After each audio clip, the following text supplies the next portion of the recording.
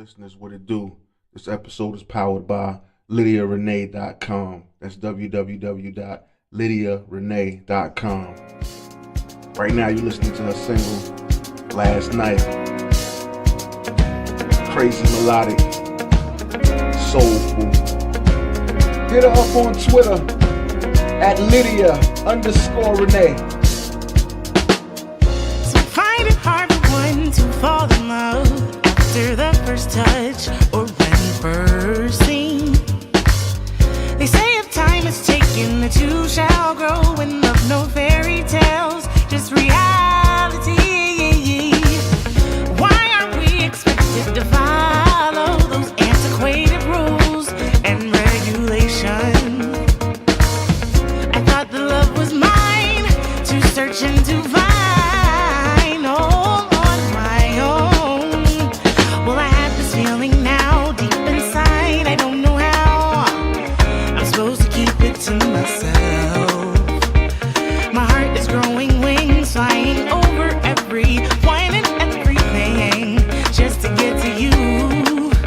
And now I want ya, gotta have ya, need to see you every day of my life, 'cause you're amazing, can't fight this craving, no need in waiting, but I just met you last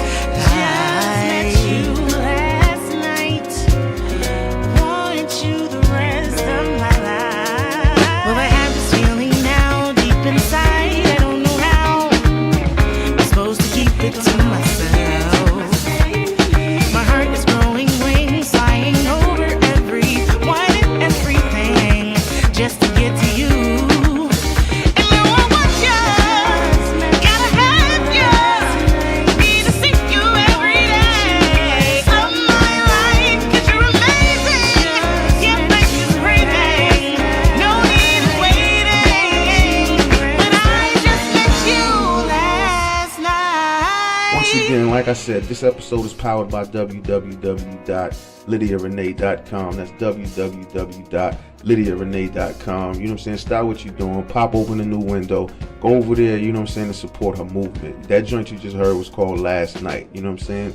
And Lydia Renee is actually the wife and queen of my brother Brian Vickers, who is the guest on the show today. So let me break down who Brian Vickers is. Brian Vickers was a music supervisor for Trailer Park at one time, a few other places. Now he's actually working for Disney. You know what I'm saying? My show is kind of neat, so a lot of people don't know, well, what's a music supervisor?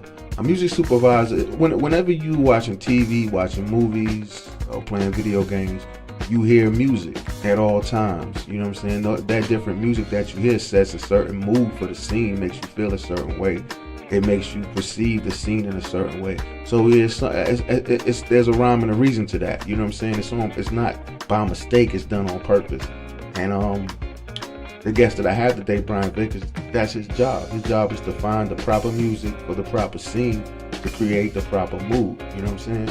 Now he's worked on movies such as Suicide Squad, Captain America: Civil War, Zootopia, Batman vs. Superman, Inside Out, The Nice Guys, Southpaw, Mission Impossible, Rogue Nation. I mean, I can go on and on, you know what I'm saying?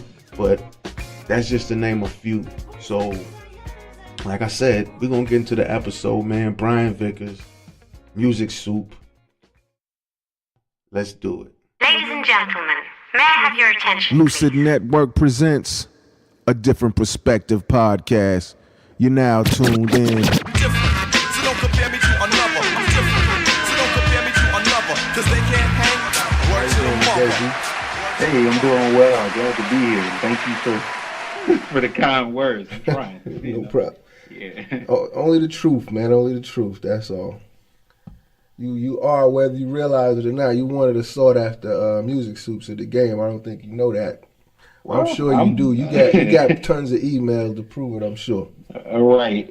But, like, I'm grateful for that, because in going, like, as a musician, I understand what it's like to want to get your stuff out there. So I take that responsibility very, very strongly. So, yeah, I'm grateful. So I guess like you said, as a musician yourself. So let's talk about that. Let's go back to first of all, so you were born and raised in Birmingham, Alabama. Yes. Right. Born and raised in Beeham, Roll Tide Roll. I was just about to say you're a Tide fan. Yeah, man. Yeah. I grew up watching them, and that's where it all started. Okay. I grew up. My mom had me singing in church when I was like 5. Our parents always they say, look, you're getting up there whether you want to be up there or not, know. And I got up there in the choir. And I loved it, man. It was fun. And, as I got older, I began to, continue to sing, and I still enjoyed it. And that passion that I had as a kid never went away. So, yeah. Mm-hmm. So how about, like, were you in some groups or anything like that while you were, in Beeham? When I was in Beeham, no, I wasn't really in groups. I would sing at churches mostly. Mm-hmm. Me and some of my best friends, we tried to start a group. Mm-hmm. Because everybody tries to start a group at some point growing up around the way or something like that. Yeah. We just did our thing, but I was actually in a couple of choirs. I was in shout out to the Birmingham Boys Choir. We did our thing because I was in there doing choral music and all of that. And just church stuff. So, yeah. Okay. So, I know I'm in Alabama. I'm a New York native, but I've been in Alabama. I was going to say, you don't sound like you're from Bama. I've been here for 25 years, though, so it's home. You know what I'm saying? Still got that accent, too. Yeah, it's not going nowhere, I guess. But so that being said, I know that there's not that many, for what you do, there's not that many opportunities here. So, I guess what I'm saying is when you were in high school, I suppose you knew that's what you wanted. As I see you went to Full Sail. Yeah. Which I got real close to going to Full Sail, and then I ran into some problems, but I understand. I was back in 92. I'm an old dude, but well, not 92, but actually maybe seriously about 96, around that time. I wanted to go to Full Sail. Because first I wanted to go to Center for the Media Arts in New York, and that didn't happen either. But anyway. Well, that's, I think that the coolest part about, when you're growing up in whatever it is, whether it's music or business or anything else, you slowly start to kind of figure out, this is what I want to do. Right. But then, when circumstances get kind of real, all right, how are you actually going to pay rent, or how are you going to, make a living? Yeah. If you still are able to stick to that, that's really when you know that that's what you want to do. You know what I mean? So for me, yeah, like I said, it started when I was a kid and performing, but as I got older, it shifted from, okay, how do we make this a real thing? Instead of just it being a hobby, how do we make a living off of it, or how do we survive on doing it? So did you go to Howard first? And then, yes. Okay. Yeah. I graduated in 03 from high school. Shout out to John Carroll. We in here. And then I went up to Howard and was there for 4 years. I did vocal performing with jazz studies was the emphasis, because the department was split in basically classical and jazz. I personally like jazz better, even though classical is fun and it's cool, but let's face it, if the options are there, naturally a lot of heads are gonna go with jazz. So, that was my option. And I mean, in that, Howard is it's a strong history of very, I was just actually checking out the brother Amin Ra. Man. Ra, and I was listening to some of the stories. I'm trying to get him on, but anyway, I was listening to some of the stories that he was telling about. So many people came out of Howard, and I knew a lot of people did, but wow, Howard pushes them out, man. Howard is, and that's the one thing that got me about the school. They have a pedigree. I know a lot of people might be familiar with some of the names. Of course, everybody knows, well, Diddy went there, which is dope, and he did, and clearly that's a big name. But also. Yeah, for me, one of the biggest names was Donny Hathaway. I was a Right. huge Donny fan, Donny and Roberta, Right. and they both, went to Howard, Howard, and yeah. came up through there. And, Yeah. a ton of other people were affiliated with the school, even from Eric Roberson to, Kenny Lattimore. Like, Yeah. it's a lot of people that are actively involved with the school, and Right. it definitely helped in me going there and just, me matriculating, because I'm like, dang, I want to be like these cats when I grow up. Even So- in politics, and y'all just got a strong alumni, man. Oh, for sure. That's yeah, for sure. yeah. So okay, so you graduate Howard, and then you go to Yeah. Full Sail. Yes. After I finished in what, 07, I was like, okay, now what do we do? It's like that big money question. Like my senior year of college, undergrad at least, I was like, man, you start seeing all your friends get these calls like, all right, man, I'm gonna be working over here, and I'm gonna be working there. You like, oh, all right, cool. What am I gonna do? So I looked into Full Sail already and was kind of curious about it. And as it got closer to me graduating, I felt like it was the best decision, and it was a great decision because we'll probably get into that part later, but that's ultimately how I ended up getting my first job and transitioning into the world of music licensing and music supervision. But Full Sail, I did the recording arts program down there, and it was phenomenal. Cool. Yeah, it was great. So, and I see during that time, tell us about your internship at Hidden Beach. Yeah, man, I actually started interning at Hidden Beach my sophomore year at Howard. I got down there and, I was online and, I was talking to a couple of friends, and the way that I got into it was, at the time, Hidden Beach was a powerhouse. Like Jill had already dropped her first album, who is Jill Scott, and it was big. And Kendrick the Family Soul had, Far Away on the radio, and they were taking off. And I'm like, man, who is this label? And they got this other group called Unwrapped that's all over the place. And I'm like, man, they got some things. And so I began to look into it. Like one of my friends was like, if you like them, you might want to consider, seeing if they have a program or whatever. And sure enough, right around that time, they were doing an internship program that they conveniently called The Program, and so I ended up getting on board with them my sophomore year. And we ended up pushing Jill's second album, which was amazing. And, and a lot of the contacts that I made during that time interning, I still have today. So let me and a lot of them are still working in music. Let me cut in between there, and let me ask you to elaborate a little bit on what you did while you were interning. What were your duties? Oh yeah, man. Like when you work as an intern, you never know. Like at a bigger label, it's probably, hey, go get us mail and go get us this and go get us that. Just go do grunt work basically. But for the label, it was an indie label, so they rely heavily on their street presence from the interns. The label was based out here in LA. It was based in Santa Monica, California. I was going to school in Washington, DC. So like there was me and there was another friend of mine from school. Both of us were kind of like the tag team, and they were really good. The label was really good about keeping us very involved. I mean, you're like street team. Like we were getting materials.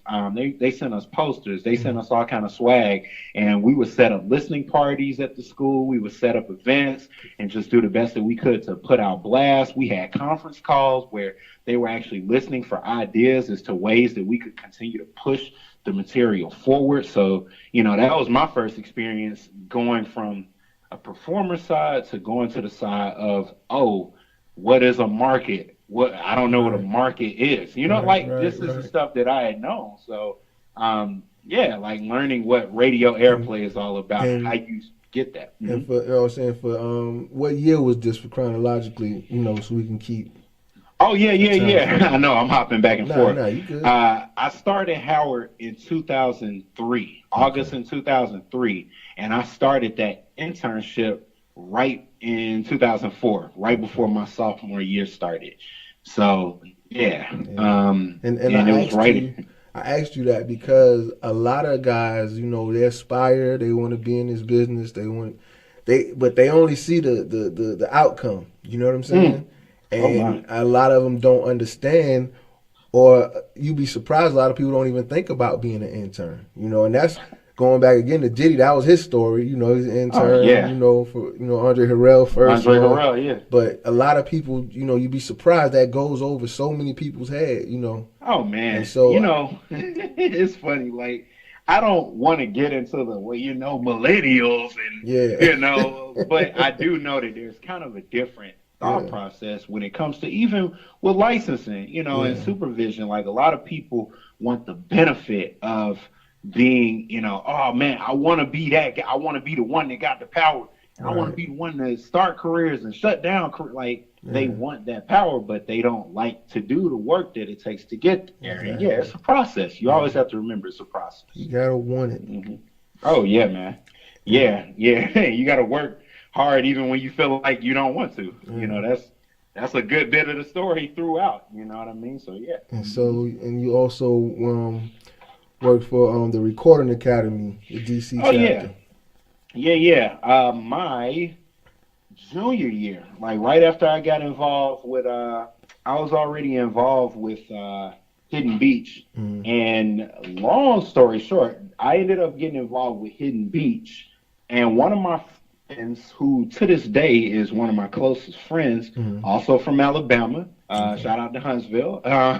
He was the one that told me about this contest. And he said, hey man, you know, I know it's like the deadline for this contest is tomorrow, but check this event out. And I'm like, all right, whatever. It was a contest or whatever. And they needed people to write, you know, essays about why they cared about digital downloading and why, because at the time, the industry was just really getting used to, they were getting used to, oh man, people are like pirating CDs. Right. How do we deal with that? You know, so that was a big thing. So I wrote a little letter, and super long story short, I ended up winning this contest. And because of that contest, we ended up working with the big PR company, Edelman PR. They're one of the largest PR companies in the world. They're phenomenal. It was working with them and working with the recording arts. And at the time, I had a chance to meet Chris Brown and Kelly Clarkson and eventually Kanye and a couple, Earth, Wind & Fire. And because of that contest, I ended up joining the Recording Academy and ended up getting a job as an intern for them too. For the people that are not familiar with what the Recording Academy is. Oh yeah. The Recording Academy, by the way, is it's the Recording Academy of Arts and Sciences, aka the Grammy people. Everybody knows them for putting on the Grammy Awards every year. So when y'all are online complaining about how your favorite artist didn't win a Grammy, yes, it's because of them. It's because of them, right? Yes, thank you. We see your emails. We appreciate it. Okay. Yeah. So you move on from there, and what's your as you're doing that, or when do you get into the music coordinator? Oh yeah, man. Oh, that was years later. All right, so hopping around once again. If I skip something, yeah, by all means. No, it's okay. You need to go back to Full Sail stories or something. You can. No, I gave you some random orders, but let's see. In 2008, I graduated from Full Sail, and then I moved that same year. I finished in Orlando. I went home for like a couple weeks maybe, and was like, I got to get out of here. Like, I can't stay here, because this is, that's a crucial time when you finish school, and you're like, all right, I need to make moves happen. Like, because if I stay here, you'll mess around and take up roots, and you'll just be there. You'll be there. So.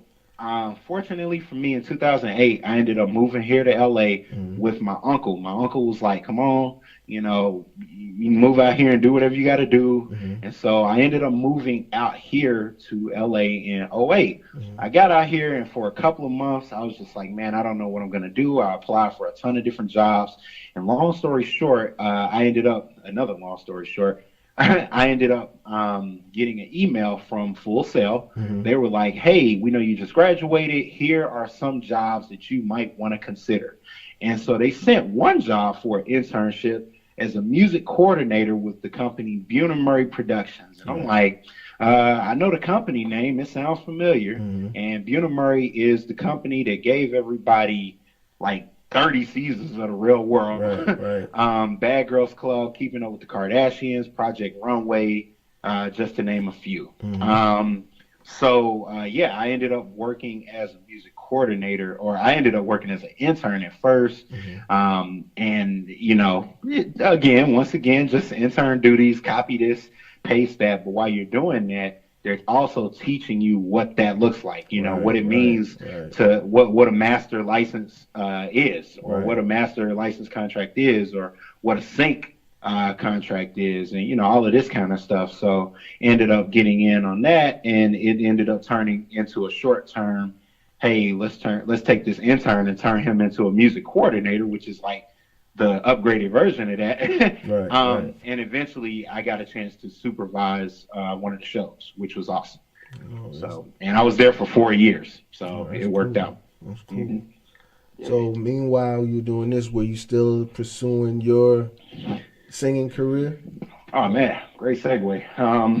Yeah, after you know, while I was at Bunim working as a coordinator, I randomly get an email from one of my old teachers at Howard, and she was like, "Hey man, there's a TV show on, and I don't know if you've heard about it yet, but you might want to check it out. It's called The Sing Off." And when she told me, I was like, "Oh, I love The Sing Off. It's this dope show on NBC." And you know, and I was so into The Sing Off because the group who had gone on the season before I went on there, the group that had gone on season 2 was a group called Committed.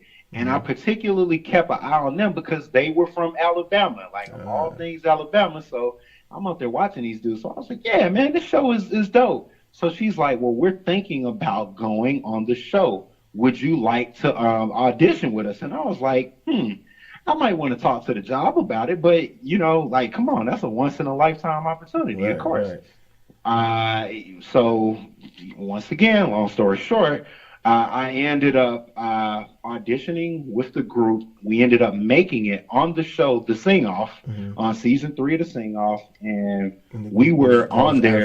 Afro Blue. Yeah, and it was the group Afro Blue, exactly. And we were on there for a couple months. But out of the 16 groups, we finished 4th place with the group winning, who everybody might be familiar with, Grammy Award-winning group Pentatonics. So yeah. Wow, but y'all held it down, though. I appreciate it. It was fun. Crazy experience, man. I loved it. Loved every minute of it. So another segue. Tell me about the beatboxing. Yeah, man. I ended up beatboxing for Afro Blue because my teacher knew that I could beatbox. One day we were in class because Afro Blue is technically a class. It's a class at Howard, like, you know, the way that you have, like, oh, I got to take, you know, songwriting, or I got to take, you know, theory or choir. Basically, it's like a choir class, but it's the top, literally, it's the premier choir class for jazz stuff. So, you know, one day I go into class, and one of my homeboys, who's also named Bryan, shout out to Bryan, he knows who he is, you know, we get in there one day, and I think something happened where we were just kind of going back and forth, joking with one another, saying, "Oh, I can beatbox better than you." I was like, "You're garbage. There's no way. I've been beatboxing since I was a kid, like whatever." Yeah. So me and him are beatboxing, like having a beatbox off, and my teacher randomly walks in, and she hears what we're doing, and she's like, "That was actually kind of cool." She ended up putting that in one of the songs that we recorded. And from that point on, she would slowly factor in beatboxing. So by the time we auditioned for the show and they hear that we needed a beatboxer, she hit me up. And the rest is kind of history. Alive. Yeah, man. yeah. Always, man. Like, because that's where it all starts. Yeah. It starts sitting at the cafeteria table, like, hey, give me a beat. And if you ain't playing with pens or pencils or doing some kind of beat on it, just with hands, just on the table, don't let somebody know how to beatbox. It's a rap. Like, now you got like a full thing, you know. So yeah, that's how that happened. Okay, so let me ask you. So when you were doing the intern at I hate to try to pronounce that, but Bunham, how do they say it? Bunham, yeah. Bunham and Murray. Yeah, yeah. Mm-hmm. And then you got the position as coordinator. Like, were you starting to really feel, that the job, like you're really getting into, like, this could be what I want to do at that point? Oh yeah, man. Yeah, I think that the cool part about working at Bunham Murray, which I'm actually grateful for to this day, for my coworkers and for everybody over there who taught me, is, I knew early on, like, man, what a shift. This can be a great shift. Like, I started reaching out to all of my friends because I was in the music department, and my department up at Howard, it wasn't something that we were as familiar with, because I don't know anyone who had gone before me who had done music supervision. Mm-hmm. So by the time I got over there, I was like, man, this can be a way for, me to get some of our people from the school and some of my friends that perform. I can get their stuff on TV. So, it ended up being a really, really cool opportunity. And I saw early on, like, this is how you can carve a niche. And I'm not seeing a lot of people from, whether from Alabama or just from a Howard or whatever, doing that. So I just took it and ran with it. I think it's really something that wasn't popularized, if that's the word, until a few years ago. Nobody, unless you were just into that, you know what I'm saying? Right. You didn't know. I've always wanted to, try to do that. So I paid attention to the credits, and I paid attention to the music supervisors and, that type of thing of shows. But most people are not even aware or have no idea, how that happens or who does it or how important that person is. You know what I'm saying? Oh, yeah, man. So, and it's so funny. Like, my story for that comes from when I was younger, and the Bernie Mac show just had started. And I remember watching the Bernie Mac show thinking, oh, that's really cool. That song goes for that scene, really well. And because on the show, they used a lot of classic soul and classic R&B as if that's the music that Bernie Mac would like listen to. Right. And I'm just sitting there like, man, this music is really cool. And the more I watched the show, the more I realized, oh, shoot, that's on purpose. Oh, shoot, that goes really well. Who did this? And yeah, man, sure enough, that's what got me interested in the idea of music supervision in the first place. And yeah, you're right. A lot of people ended up getting hip to it as of late because TV shows are really good, and trailers are really good about finding music that fits the scenes. Yeah. So yeah. Cause it's me, like, me doing production and doing music all of my life and stuff like that. I think people that do music, we always paid attention, but I still think most people, even like myself, until, I'm not gonna lie, maybe until the late 90s, early 2000s. Right. And I think Taxi was my first introduction to that. This is how I can try to do that. And that was the magazine, no internet yet. You know what I'm saying? Wow. So that's what's up. Because it was like, I just never knew how back then. I was like, how do you get but then, like I said, Taxi, and I started learning more. But then that was the other thing. Is like, if you didn't know somebody that was doing it, you didn't understand what they were looking for and all that kind of stuff. It's like, so I'm just sending you songs like I would make, I don't know about sting outs. I don't know about this. You didn't know about those things back then. Unless you knew somebody. You know what I'm saying? I think, the funny thing, it's still kind of like that. Yeah, it is. Now, for the most part, it really is. Yeah. It's a little bit better. Now people are like, oh, yeah.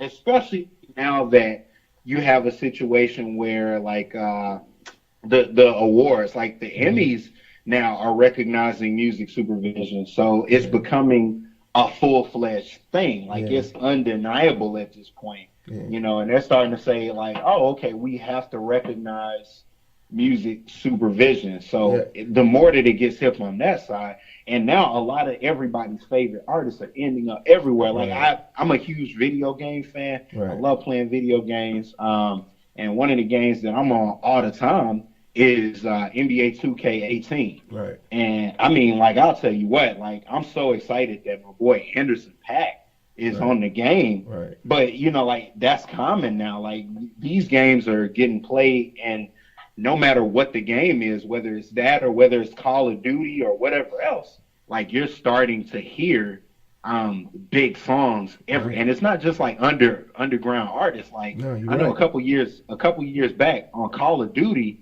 there was a scene in a game I'll never forget. It was Black Ops, Call of Duty Black Ops. It's a scene where you were on a gunboat and you're just going through the water and they're talking and you're like, man, what's about to happen? And it basically is a scene where you get ambushed, but they ended up using Sympathy for the Devil by the Rolling Stones. And good God, it fits so perfect. well. But you know, like, cause yeah. And you know what else I like about, and I'm not a big video game buff, but my son, you know what I'm saying, he plays them, and my daughter too. And what'll happen, I listen to a lot of old school, and I'll be riding, and I know there's no way they could know this song, and they'll just start like it was like an Earth, Wind and Fire song the other day, and they just started singing it, and I'm like, yo, how do you know this song?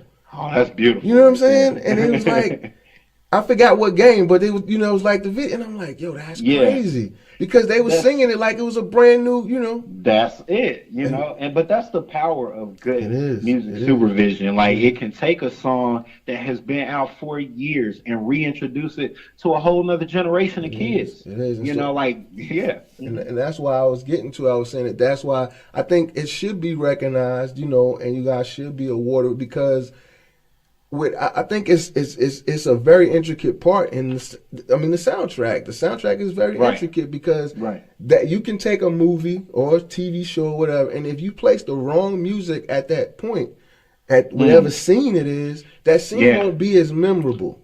Right. You know? It can totally destroy any scene.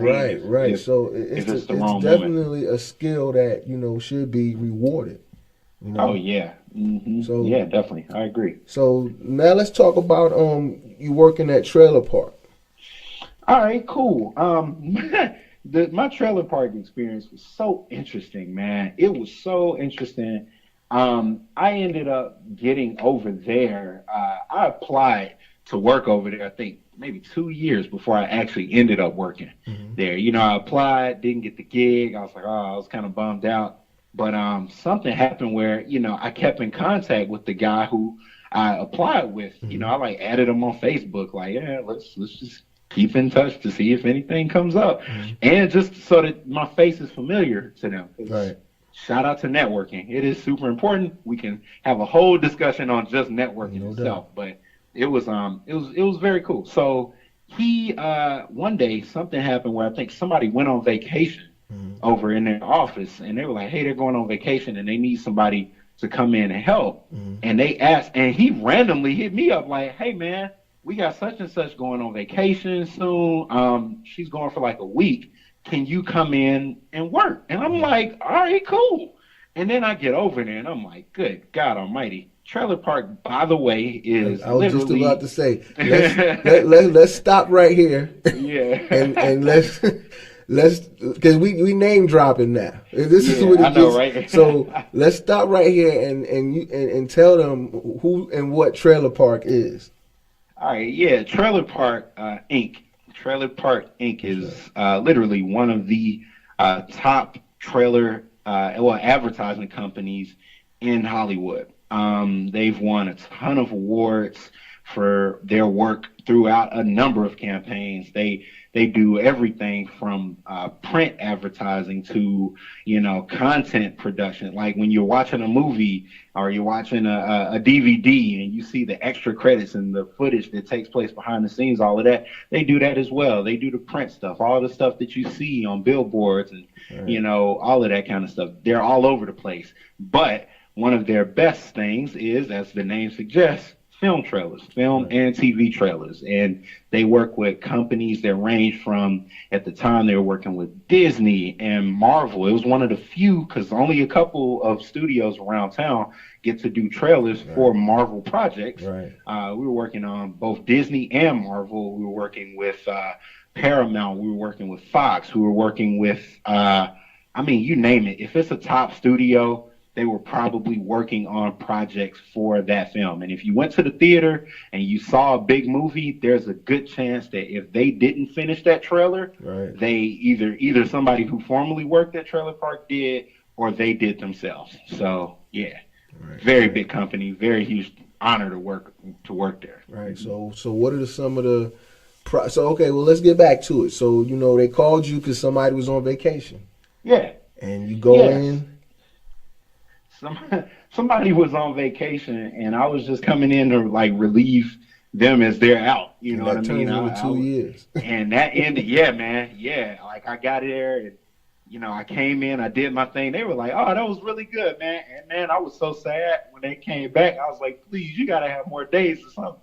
But as time would have it, literally, I think maybe a couple weeks after, on my last day at Trailer Park, they were so impressed with my work that one of the guys who I was working under, he was like, "Hey, man, this other company needs somebody to work as well.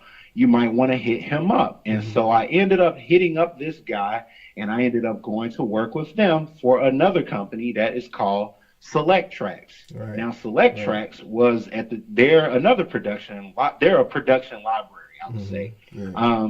They are under the envelope now of BMG Production Music. Right. Everybody knows Sony BMG, so this is one of their production arms. Right. So I ended up, after I left Trailer Park, I kind of changed hats just a little bit to go from getting music in to pitching music out almost. Right. But I went to go over there, and I was over there for about maybe a week or so. And when I finished over at BMG, Trailer Park was like, "Somebody else went on vacation. You want to come back?" I'm like, "Let's do it." And so I ended up coming back working again, and eventually that turned into me working with Trailer Park full time. Okay, so and while you were at Trailer Park, go ahead and brag on yourself. While you at Trailer Park, what projects did you work on over there? We worked on a number of projects, and the funny thing is, when you're in the world of trailers, some stuff you can work on a project without it finishing, right. Without you getting that finishing spot. But just to work on it is often, a challenge, but it's also, a pretty amazing task as well. Right. But, I've worked on everything from, Inside Out to Mission Impossible, Ghost Protocol to, I'm trying to think, we briefly worked on Wonder Woman for a while. Just a number of different projects, man. Big Hero 6 was one of the big ones when I was there. I think the last, not this Transformers movie, but the one before, because I've been out of there for a while. But the thing is, when you're working on film trailers, you can work on a project and the film don't come out until years later. Like right. I was at Trailer Park working on the movie Geostorm. And Geostorm, I think, just came out this year. It did. Yeah. So, you never really know how that can go. But, did you, weren't you in on that Batman versus Aha! And the funny thing, we actually, we worked briefly on Batman Superman when I was there. Yeah, we had done a couple of spots for it. So, which, by the way, I personally love that movie.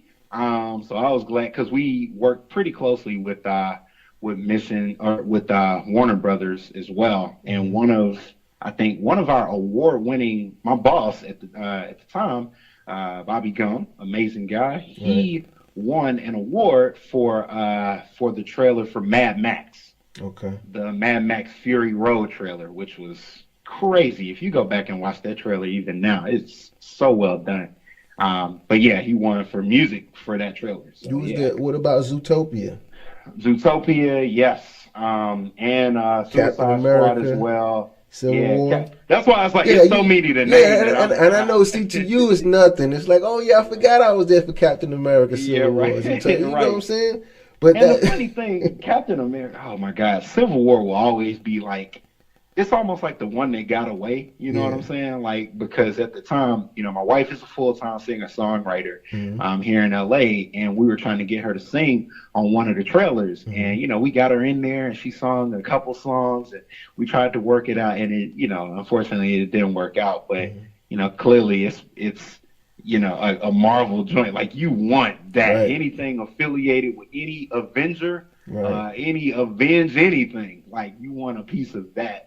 So yeah, we didn't get that one. Give me a story of one of your, your favorite trailers that, and give me a story, but give me a little more detail of, what it takes in working on these trailers and how one came together. All right, the story of trailers and how it comes together.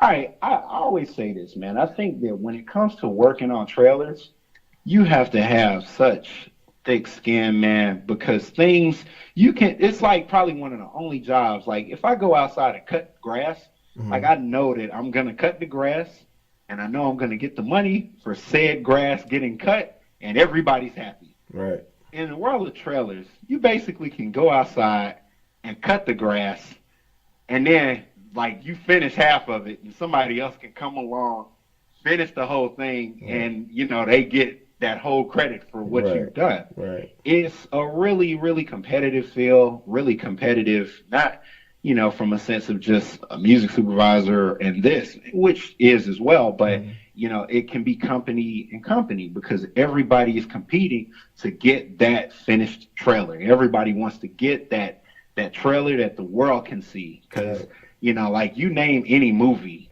it'll probably be 30 different houses working on it, with the exception, and this is kind of a little bit of foreshadowing, with the exception of Star Wars, right? Because Disney's working on that one by themselves, so shout out to them. Right. But I'll get to that later. But yeah, man, it's a really, really competitive field. And as a musician, what does that mean for you guys? It means that you have to kind of be a little bit crazy to get into it in the first place. Right. Because you're going to work so hard, so hard. And there's a chance that something can happen, like what I explained, where the client looks. Oh, man, the client can look at what you're doing and say, you know what, this is cool, but we're going to go another direction. Oh, son, we were so close. And we've been working on this project for months. That's happened to me before as well. You work on a project for months and you end up not getting the finished spot, and it's exhausting and everybody's bummed out. But when you finally do get it, it's so much more. It's so worth it, man. Yeah. My boss at my current company, once again, this is a little foreshadowing, talking about Disney, but they worked on the Black Panther teaser. Wow. And he explained to me like what that was like. And how crazy that was, taking a chance, going with this Run the Jewels track, hoping that it works. And then the client hears it, and they're like, that is amazing. And they decide to keep it in. And just what comes with that, because that, if that song doesn't work, it can mess up how the clients look at the whole trailer. Yeah. And you don't want to be that guy. Right, you know what I mean? So it's a very intense process, but it is so fulfilling, man. I love it, man. I love it. It's very fun. That's cool. So you did 2 years, like you said, at were you there 2 years? Yeah, 2 years at Trailer Park, and then recently, I would say, recently I actually started my own music consultation company, which is kind of funny because I had probably been working in that mindset for a long time and just kind of finally made it official, so much so that I'm still working on the kinks of how the business is going to work. But my goal was to work with up-and-coming artists, and just get them to get in a position where their material makes sense for supervisors. It's my goal where when you pass me your stuff, you pass it to me, I listen to it, and then I say, here's what you need to fix on the creative side, meaning your songwriting, your lyrics, your, how the production, all of the production aspect. And then I'll listen to it from an engineering aspect. Okay, the drums are weird. All right, you need to fix this vocal. The backgrounds need to be changed a little bit. And then we figure out where the music should, if it is able to get placed, and where it should be placed. And, I know a lot of people have been like, oh, man, this is great. I want to get in touch. And I'm still doing that, and I am still pushing toward that naturally since I've recently started a new job. I'm shifting. Gotcha. I'm still there, but I'm just. This is still an opportunity for a shameless plug, though. You got a website or any information to give? Nah, there's Okay. and that's the funny thing. It's so new that there's not even a website for Okay, it. I got you. But I know I'll pitch my Twitter or my social media stuff later, and Okay. usually that's the more for now. The best way that I've been able to get in touch with people is actually through LinkedIn. Right. Okay. So yeah, that's probably the easiest way, and for me the best, because if everybody's reached it from a lot of different sides, like I need to have one side be just for this, one side just for this. But LinkedIn, I think, is the easiest way for now. Okay, we'll give that information out later, and Sure. make sure we help you, because that's what we're about. You know what I'm saying? Make sure we help you get connected with who you need to get connected with, because in this business, I can't speak any more critical on, and neither can you, about networking. Oh God, That is the key. Yeah. That is the key. I'm networking, man. Careers have lived and died off of networking. Correct. And you can, something as simple as, hey, how you doing, can be the difference in somebody making it and having to not get there for another couple years. Right. So yeah, it's very And important. what I actually would like to do too, and we'll talk about it, because this show is this one is about you. You know what I'm saying, and your accomplishments. But I'll definitely, as you get deeper into your consultation business, we'll have you back on, and we'll just do Certainly. We'll do an episode about that. So that'll Certainly. be cool. But so I guess we get to.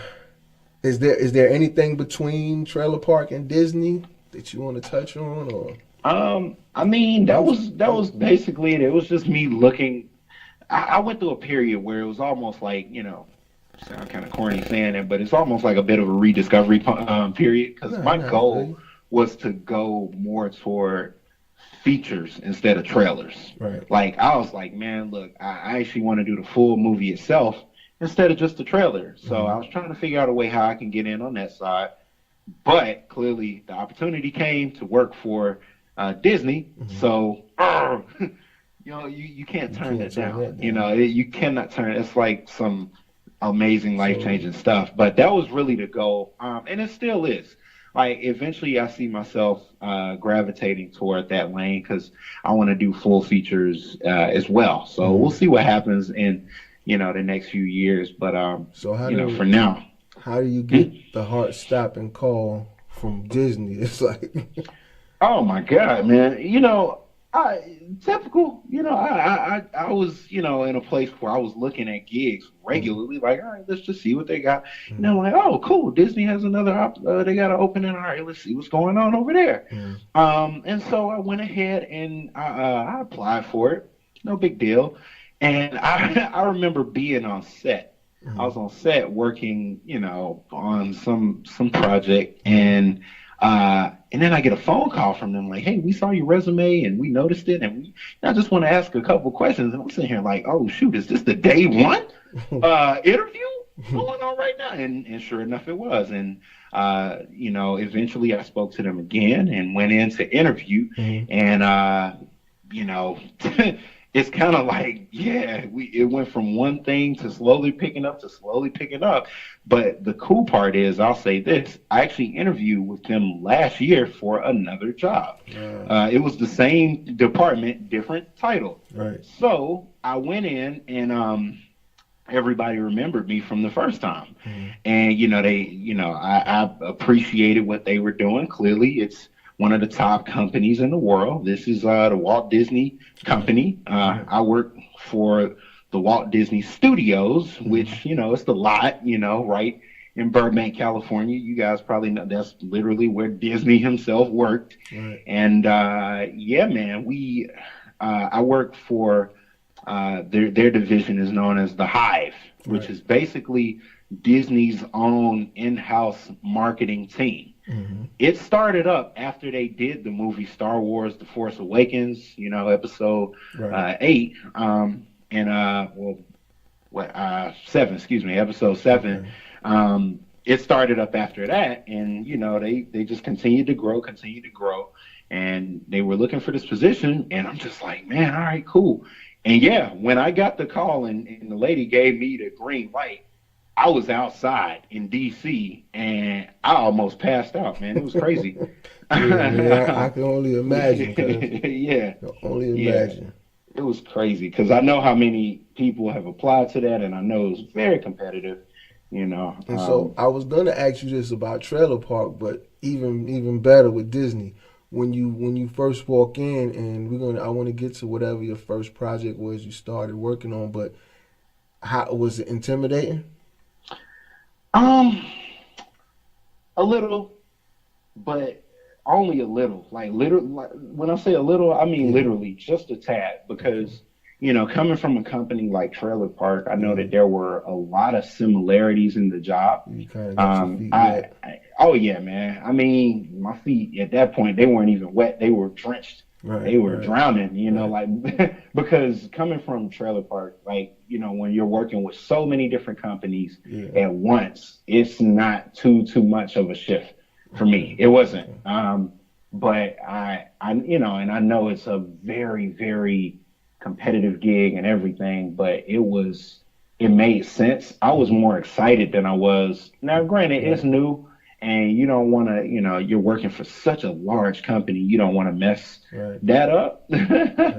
So I was like, yeah, man, let me go ahead and figure this thing out and see how we're going to do it. But I went in there with anticipation and was more excited than I was nervous. Right. You know, so yeah.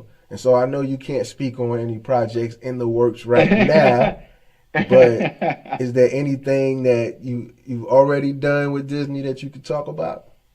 Well, right now, I'll tell you what we're working on, stuff that people already know about. Okay. Clearly, we're getting ready to roll out, you know, a bunch of stuff for Black Panther, which is going to be great. That's coming. The movie is dropping in February, so you'll probably notice everybody. You name a black actor in Hollywood, they're probably in Black Panther. Everybody. All right, we got. Let me see if I can get this right. We got Chadwick Boseman. We got Michael B. Jordan. We got Angela Bassett. We got Forrest Whitaker. We got the dude from Get Out. Daniel. Shoot, I know forgive me. Talking about what the dude from Get Out. Everybody knows he's the dude from Get Out. You got the chick from Walking Dead. Right. You know, you got who else? 12 Years a Slave. Why can't I think of anybody right now? I need to eat lunch. I can't think of who's the chick from 12 Years a Slave / I know movie. I'm just saying I know who you're talking about, but I can't spell the name out right now. But I know who you're talking about. Yeah, her. Shoot. Yes, Lupita. My bad. There it is. I'm tripping. Okay. You name it. Like everybody is in that Joker. So we're rolling that one out. What else are we working on? We're slowly getting ready for, as you know, they're doing a Han Solo spinoff. Mm-hmm. So hopefully you'll see something for that soon.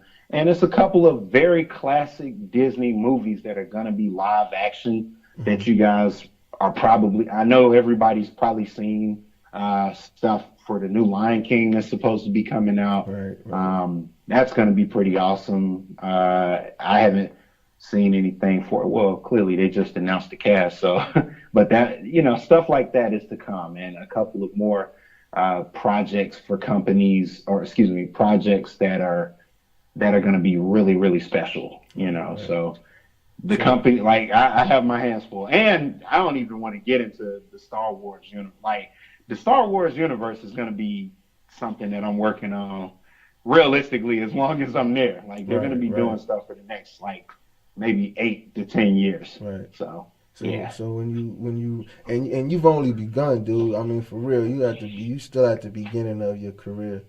You know what I'm saying? Yeah. But when you look back to Full Sail, did you see working on a Star Wars movie? No, honestly, nah, I didn't. You know, like as a kid, you're like, man, so many things seem so foreign. Right. Like you hope for the best, but you just really never know, man. Right. Like I'll even be honest with you. When I was at Howard, I'm just sitting here trying to figure out how do we make sense of what we're doing here? Right. How do we figure this thing out? And I would be the craziest person ever if I told you, yeah, I knew I was gonna be. Yeah, right. I had no idea, man. And I'm just really, really, really grateful. You know, I grew up in church. Man. Yeah, you know what I'm saying? Like, I grew up in church, and I do realize, like, you know, I've always believed that, you know, God will put you where He wants you to be when He wants you to be there. And if I haven't seen that more evident in the last like 3 years than I ever have before, like, it's crazy, you know. So I really have seen that happen, and I'm just super excited and super grateful just to see what's to come. And I think, you know what, and like I always tell a lot of people that get to do these things, you live a magical life, man. You know what I'm saying? And even listening to your story unfold, and when you look at it, you'll see, like you said, you know, God put you where He wanted you to be in each one of those situations. But I will say, like I said, I can hear the excitement in your voice, and man. I can hear the humbleness, and that's what keeps it coming to you. You know that, right? Yeah, that's what keeps it definitely coming. Is that you're humble and you're excited about it, and that's what it'll never stop. Like I say, you're only at the beginning, man. Your story is, you're just in the preface. You know what I'm saying? And that's the key. Like you said, like, I realize what it's like to be a musician, and that's why even as a supervisor, or consultant or whatever hat I'm wearing that day, I realize, like,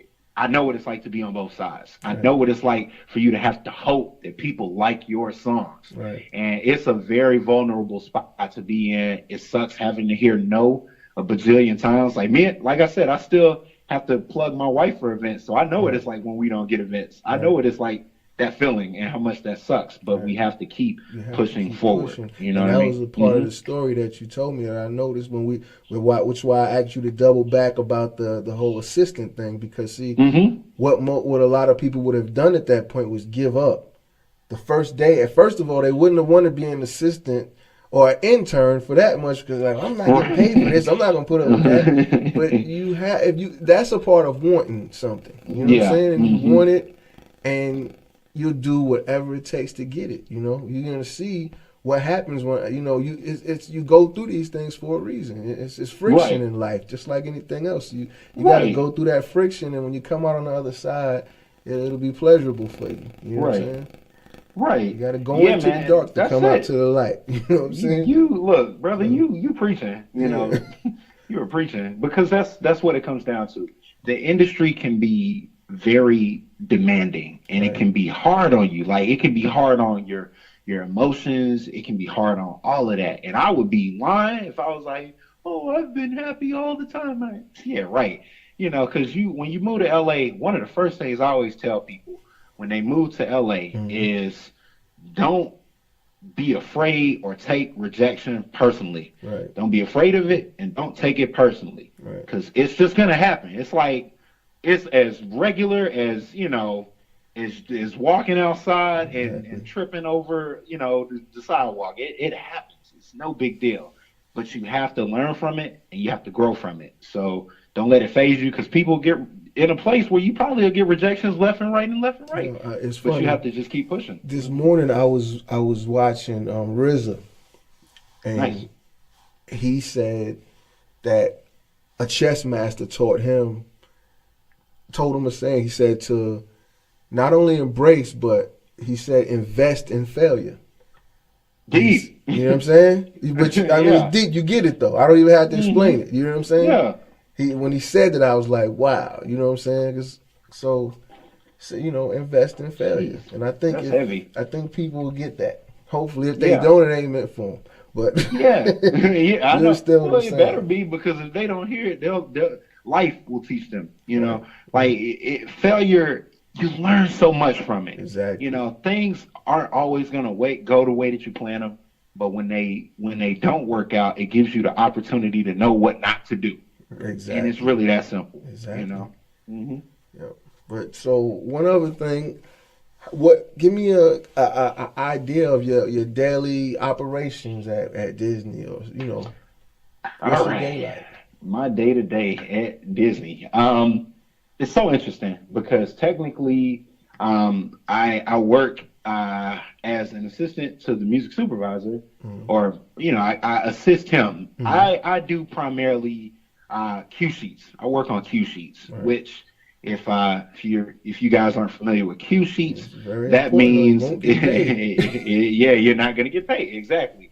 So I work on cue sheets. Mm-hmm. Cue sheets are the music scripts of everything that comes through in a spot. So anything that is going to go to TV, whether it is a music cue or a sound effect, has to be accounted for. Right. So that way, the people who are paying the money know who is going to That's get how paid. BMI, ASCAP, CSAC. That is correct. That's how they do ASCAP, that. CSAC, all of these guys, that's what their job is. They're collecting your royalties on your behalf. Right. So, yes. So, for the most part, that's what I'm doing. So, I'll go in, and during the day, I go and I work with the different editors, and I figure out I usually have emails lined up for me from our licensing team, and they'll say, hey, we need cue sheets for this and for that and for this and that. So, I work with the different editors to work on those cue sheets. Mm-hmm. And once we get those cue sheets done, I still spend a pretty good bit of the day going through music as well. I check to see what's out right now, what's hot. Like Friday, I did get a chance to listen to that Eminem and Beyonce joint. It was amazing. I liked it. It was amazing. But, I try to keep, because that way we know, I want to see what the kids are feeling. Yeah, like what's the sound? Sometimes I'll listen to the track and might hate the track, but I'll like the sound. Right. And then I can go in a different direction. So we do some of that. And I'll go through the submissions that we get from various music libraries, and that's really, that actually is most of my day. So what's the ratio? That, and we Go ahead. I'm gonna let you finish then. Oh, and the last thing I was going to mention is we also take a listen to, like, usually we'll have to go and sit in on some of the spots. So I'll go with my boss, who is the music supervisor, and I'll go and we'll go to each editor's bay and see the spot and see how the music's working, see what we might need to change, and see if we need to reach out to someone for stems or for a different version, or if they need to make notes and pass those notes to the composers or to whoever worked on the music for it. Mm-hmm. Well, what I was about to ask you is, what's the ratio like now as far as are you guys looking more for instrumental tracks or full songs? It's kind of a tough question, because primarily what we work on, we usually use custom-made music. Right. Like, we go to certain people and say, we know that you guys know what we're looking for.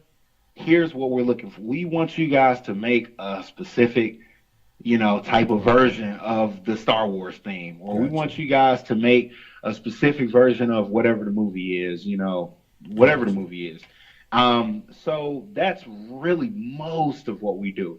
I honestly, there aren't too many opportunities for up and comers, because usually, like, with the company being as big as it is, they have their roster of guys that they know, because these are, multi-million-dollar, projects. Right. But for the content side, there's a little bit of space, at least faintly. But I always tell people, to be honest, I know everybody looks at Disney and they say, oh man, I want my song in this, whatever this big movie is. But I'm like, don't neglect your other resources, man.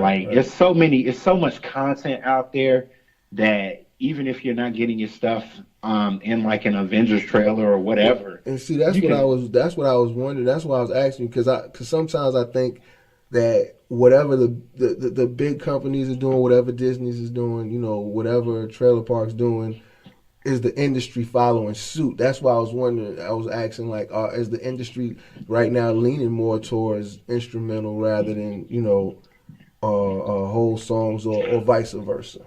Well, I'll put it to you this way. I mean, the trailers is different from TV. TV is different from film. Right. Film is different from everything. They're all different. Because it's just going to be what's called for on that particular project.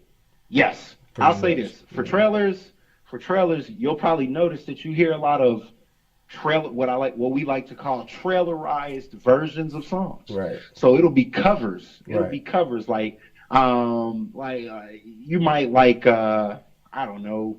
Well, you might like let me think of a song. I don't know. I know what you mean, because I get Yeah. the emails all the time. We want, Yeah, like, we want such and such a la Future. You know what I'm saying? Yes. We want something similar, even that. mask We'll offish. Or yes, something like that. Now those are some of the types of emails that you might get if you're in my position. Like, we're working on a project and a producer come in and say, the client really wants to hear somebody make something that's in the vein of, a Chance the Rapper. All right. Well, what song? I don't know. I'm like, oh, great. This kid has a bunch of different songs. Yeah. But you have to just kind of have a foresight to just give them options that's in that lane. Right. And that might be for maybe a TV project. Now, you might be working on trailers and they say, all right, guys, we're working on, the Suicide Squad 4 movie. Mm-hmm. I'm just making stuff up here. But, all right, what are we going to do? And so I might say, all right, cool. If we're doing this, what's the focus in this movie? Oh, so now we're focusing on Harley Quinn. All right, let's get some songs about, let's figure out a direction. Do we want to, maybe I want a slow and sexy, breathy version of somebody singing Donna Summer's Bad Girl. Right. And stuff like that happens. Like if you go back and listen, that was the trailer that we actually worked on for Suicide Squad. Mm-hmm. We used, my boss ended up using the song, I Started a Joke by the Bee Gees, and it worked amazing. But they did a slow trailerized version where you make a nice, cool song. It's kind of sad, but you make it dark and creepy and scare the crap out of everybody. That's the point. So that might be one thing for trailers, but for TV, they might want a sound alike. And for film, you can do whatever you want to do because it's film. They'll take your song straight up. But I always tell people when you're doing stuff for TV or whatever you're doing it for, if you're doing it for licensing, just be sure to do us all a favor. Have an instrumental version. If you have an explicit version, have a clean version. If you are doing either, no matter what you do, have stems for everything. Right.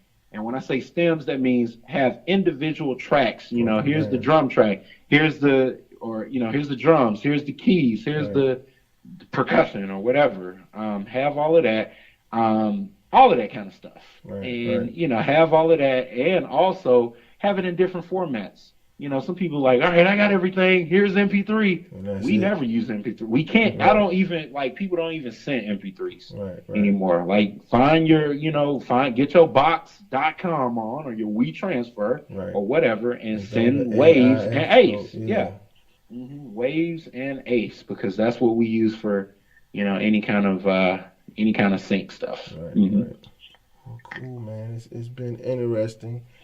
And I'm sure there's a lot more. And we'll get back together and do a part 2. Yeah, no problem. Sure. That's definitely. I just wanted to kind of get, you out there because, like I said, man, you're a young Black man. You know what I'm saying, and you're successful, and you're in a position that a lot of people, would love to be in, and you're also in a position that a lot of people just need to know about. You know what I'm saying? Instead of later on, and they're like, okay, let's dedicate this to him. No, it's too late. Let's talk to him now. You know what I'm saying? Let's talk to him now, man, and let's let people know that he's out there. You know what I'm saying? That's deep. Yeah. So that's what it's about, man. Like I said, listeners, I hope y'all enjoyed this episode. You know what I'm saying? I hope y'all found it, a little educational as well as entertaining. You know what I'm saying? That's what this is about. It's edutainment. It's educating through entertainment, man. And the brother's doing some big things, you know what I'm saying? So big him up. Definitely go follow him on Twitter and IG at Chad the Cool Cat. That's at Chad the Cool Cat, you know what I'm saying? And definitely, you know what I'm saying, like I said, go check out www.lydiarenee.com. You can follow her on Twitter at Lydia_Renee. And you can follow her on IG at Lydia Renee. Just add an S on the end of it. That's LYDIARENES. You know what I'm saying? Hit her up on Instagram and Twitter. You know what I'm saying? Support our movement. Support their movements. They're a power couple. You know what I'm saying? We need more like that. And we're going to get into another one of her joints right now. You know what I'm saying? Lydia Renee. You know what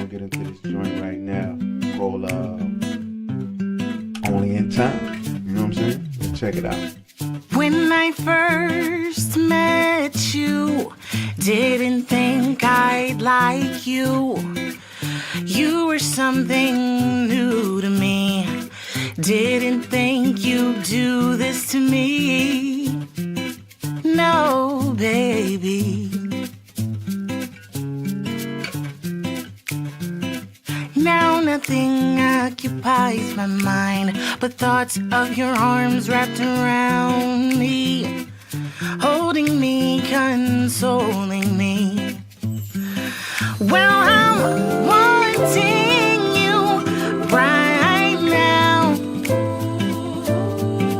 Don't know now, but some way, somehow, I'll be yours, only yours. Before now, I'll back down. Only for now, I'll back down. Only for now, I'll back down.